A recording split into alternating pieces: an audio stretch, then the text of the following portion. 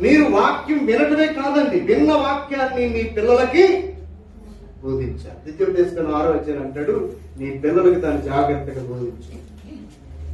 తర్వాత ఎవరికి బోధించాలా?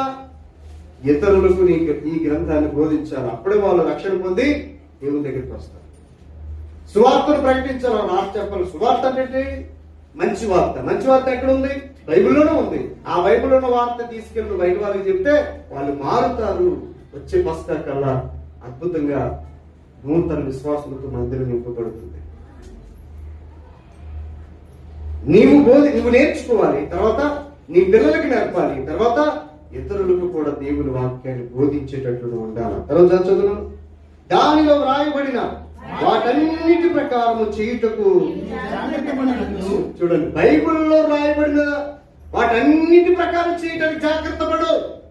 జాగ్రత్త. కుడికి కానీ